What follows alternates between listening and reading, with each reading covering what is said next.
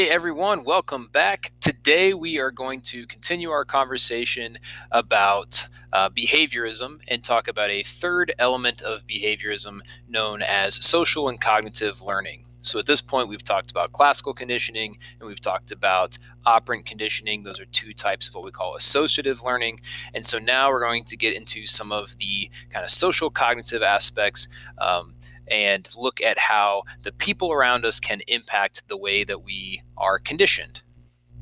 So, we're going to start with this idea of observational learning. Now, there's a mistake that some students make where they attempt to define observational learning as learning through observation, and that is what we call a circular definition where it doesn't really get us anywhere. So, recognize that although observational learning isn't that complicated, there are some steps to it that you do need to be thinking about. For example, if we are going to learn how to ride a bicycle, well, it perhaps helps for us to watch someone ride a bicycle. Reading how it is done or simply being told how it is done doesn't really work. Instead, if you watch someone ride a bike, you've got a pretty good idea of what you should do when you try to replicate that behavior. So, for observational learning to occur, you really need these 4 steps to take place. The first one makes sense: attention. You got to be paying attention to what's happening. If you're falling asleep in your algebra class, don't be surprised if you do not know how to recreate those formulas when you are at home trying to do your homework. Secondly, you got to actually remember what it is that is being said. So maybe you are paying attention in your math class, but if you don't remember what your teacher does, or if you don't remember what they do, good luck trying to mimic that behavior in the future. You need to possess the ability. I watch a lot of Chiefs games. I pay very close attention. I've got a fairly good memory. I feel like I can remember different plays that were done during the game. But despite what you may think, I don't think I'd be able to replicate those behaviors because I don't possess those abilities. So you got to possess the ability in order to replicate. And then finally, you got to be motivated. And sometimes that's the only issue. Maybe you were awake during math class, you were paying attention, you remember what they said, and you are fully capable of doing the homework, but you don't. Why not? You didn't want to. You weren't motivated. So for observational learning to occur, you need all 4 of these things to happen. And then you can prove, yes, I did in fact learn that material. Let me show you what it is I learned. I've got a picture of my son there in the car from when he was younger. Common example is the idea of you think about learning how to drive. Well, you can read the owner's manual of a car. But at the end of the day, you probably are going to be better off just watching someone drive if you want to learn how to drive, right? You can read the owner's manual, you can read the rules of the road, but at the end of the day, you're going to want to simply observe someone doing the action, pay attention, think about it, remember it, be motivated to replicate it yourself. So, when we are thinking about social and cognitive learning, there's also this really interesting element of observation and how we can learn by observing when reinforcement happens to someone else. So this is kind of bridging the gap between what we're talking about today and a previous lecture about, for example, operant conditioning. Simply observing someone else getting reinforced for their actions or getting punished for their actions can allow you to learn something. It's what we call vicarious reinforcement or vicarious punishment. Vicarious is when you are experiencing something indirectly. So maybe I can't afford to go on vacation to Hawaii, but my good friend can go to Hawaii, and I say, well, I guess I'll just have to live vicariously through you, right? I'll have to experience Hawaii indirectly by looking at your pictures on Instagram or whatever it may be. Well, if you watch someone in class get punished for cheating, you may actually learn from that.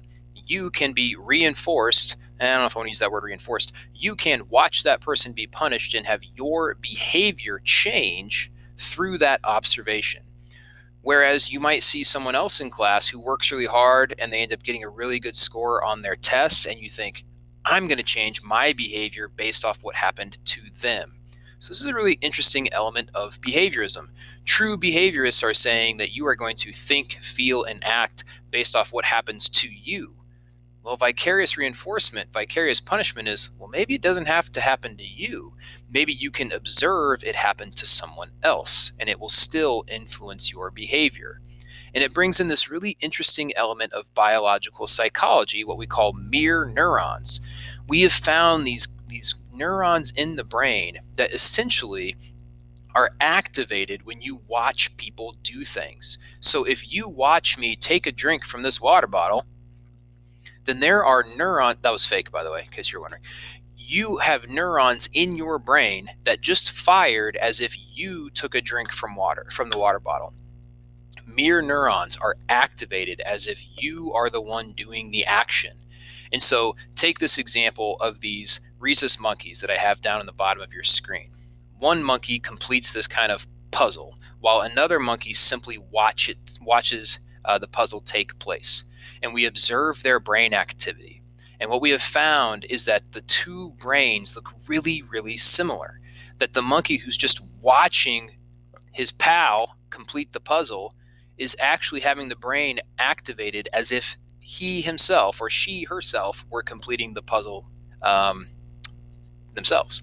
And so these mirror neurons are kind of this cool biological element of how we can learn through observation. And in fact, the monkey who observes another monkey complete the maze is then able to complete, or the puzzle is able to complete the puzzle faster because it is as if they themselves had been practicing, even though they were simply observing. This helps play into things like empathy. So if you are familiar with empathy, and again, empathy is not the same thing as sympathy, right? Sympathy is this, I feel really sad for what happened to you. Empathy is, I can imagine that happening, right? And we know that when people are very empathetic, that parts of their brain light up as if those actions, that environment was happening to them. Right? And so if you are observing, for example, the person of the brain, if you were observing the brain of a person who's watching something really sad or something really painful, we will see their brain lighting up as if it was happening to them. So this really interesting element of kind of the biology behind empathy and the biology behind observational learning. Now, I want you to kind of rewind the clock and think back into the early 60s, right? And in the early 60s, we have these televisions that are becoming popular and people are buying them and putting them in their living room for the very first time. And families are, sitting around these black and white TVs and they're watching, these different shows at night. They're watching cartoons in the morning, and something that starts to pop up on these shows over and over again is violence. And you think, well, I wonder if I'm watching violence, is it going to make me more likely to be violent, right? We have this idea of monkey see, monkey do. If that's what I see on TV, is that what I'm going to do now? Well, let me introduce to you this guy named Albert Bandura, and he was really curious about this idea of observational learning and will we mimic the behaviors that we see? So he sets up this really kind of interesting experiment. He invites a bunch of children into his laboratory, and they get in this room and they look through this one-way mirror, and the room that they are looking at has some toys, and there's an adult in there and they're playing with the toys, and the adult looks over and there's a Bobo doll. I'm not sure if you're familiar with a Bobo doll, but it is this kind of inflatable punching bag that looks like a clown. You can see it right there. It's got sand in the bottom, and if you punch that thing, it falls over and then it bounces right back up. And this adult just starts beating the crud out of Bobo. It's punching Bobo and kicking Bobo and throwing him across the room and screaming at him. And these children are just watching it happen. And then what do? Well, Bandura takes each child one at a time and puts them in a room. First, he puts them in a room with all these fun toys, and they get to play with all these fun toys. And then he puts them in another room with really crummy toys, like three-wheeled cars and dolls without an arm and things like that. And he does this so that the children get upset, right? We can only ethically make children upset in so many ways. Well, one way to make children upset is to give them fun toys and then take those fun toys away. So now the children are upset. They're in this room. They're not very happy. They look over, and guess what? There's Bobo. And sure enough, these children are going to treat Bobo the same way that they saw the adults treating Bobo. Not only were they beating him up, but they were beating him up the exact same way. If you look at my picture here, this woman is kind of straddling Bobo on the ground and punching him in the face, and you can see, sure enough, that's what the children were doing, throwing Bobo across the room, and here they are throwing him across the room. It's hard to see in this picture. This woman has actually picked up a toy hammer and is smashing Bobo in the face like a mafia member, and that is exactly what these children are doing. They are mimicking what they saw happen. More importantly, when the children were observed watching the adult get punished for beating Bobo badly, the children weren't as likely to do it. And then the control group, the children didn't observe an adult beating up Bobo. And when those children were put in a situation where they were upset, they didn't attack this poor clown. So it's important to recognize that these children were very impressionable. And when they witnessed violence, they were, in fact, more likely to be violent, and they were more likely to actually mimic the behaviors. Now, we got to be careful here because this can open up a whole new conversation about things like, well, does playing violent video games cause a person to be violent? I would make the argument that it's not going to cause anyone to do anything. We need to be really careful when we use the word causation in psychology, right? Correlation, on the other hand, I think we can have a conversation there. And there are studies that look at this. Now, does it mean if you play a violent video game, you're going to go steal a cop car and rob a bank and run people over? Probably not. But is there a correlation between playing something aggressive online and seeing physiological responses in your body, like an increase in testosterone and adrenaline? Yes, there is evidence that shows that there's a correlation there. So it's this really interesting element of observational learning and how that applies to our everyday life. Now, our last slide today is going to be talking about this guy named Edward Tolman. And Edward Tolman is going to kind of round out our conversation about behaviorism because he is going to add the component of cognition to it. So think back to the different perspectives of psychology. Behaviorists believe that we think, feel, and act the way that we do because we have been trained over time. Edward Tolman is going to say, well, we can't discredit our mind and how we think about things. And he set up a couple of experiments to try to prove this. His most famous experiment is arguably his experiment on what's called latent learning. And I've got a nice kind of textbook definition for you on that slide.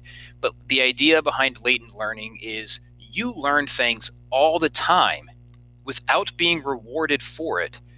And then you can prove you have learned it if you're in a situation where you need it.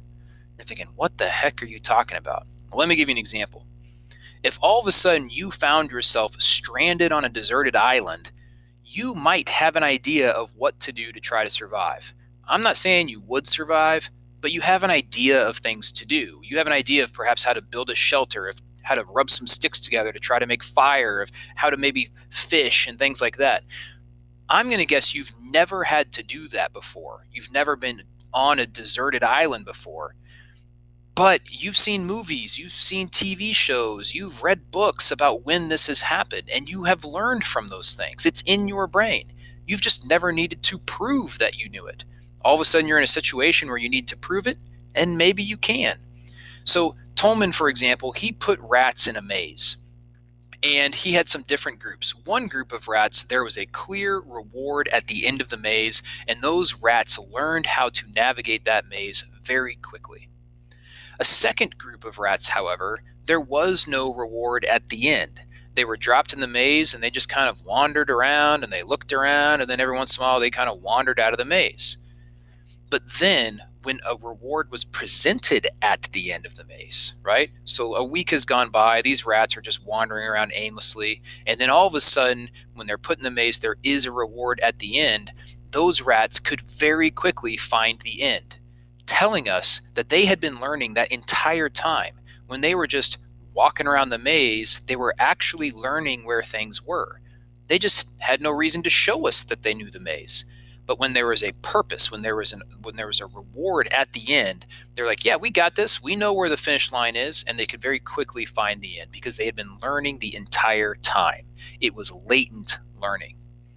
And then another kind of interesting experiment is the sunburst experiment. And if you look at this diagram on the bottom right, Tolman took rats and he kind of dropped them in the center of this sunburst maze. And when the rats would go straight, they would go down this kind of long, curvy hallway and eventually get to the reward. And they would do this over and over and over and over again. And then one day, when the rats are dropped in the maze, Tolman blocked the path. And so you can kind of see this little black line. Tolman cut it off. And what was interesting was the rats would then choose this hallway with the dotted line. And the reason they chose that hallway was because in their mind, they had created what's known as a cognitive map. They had an idea of where the reward was supposed to be. It's that way. We know it's in that direction. So they would count how many rats tried each of these different hallways, right? If they were going to try to solve this as some kind of algorithm, you would expect the rats to start with the very first hallway and through trial and error just go, okay, let's look at the second hallway, the third hallway, the fourth, and just work their way around clockwise. Or maybe if the very middle hallway was blocked, they would try the hallway right next to it. Well, this one isn't working. Let me try the one that's right next to it. But that's not what they did. They tried this hallway over here, which seems kind of like a random choice, except they knew that is the most direct route, that is the best chance I have to getting closer to the reward. What does it tell us? It tells us they were thinking about it. Those rats were thinking where that reward is. They had never been rewarded. They had never been reinforced for picking that hallway, and yet they did. So behaviorists, true behaviorists like John Watson and B.F. Skinner, would struggle to understand why that's taking place. They say we do things because we are reinforced for it. Well, that rat chose that hallway and was never reinforced for it. But they chose that hallway because they believed that's the best chance I have getting the cheese. I hope that makes sense. Covered quite a bit in that little short video there. If you have any questions at all, don't hesitate to reach out and give me an email. And best of luck, everyone.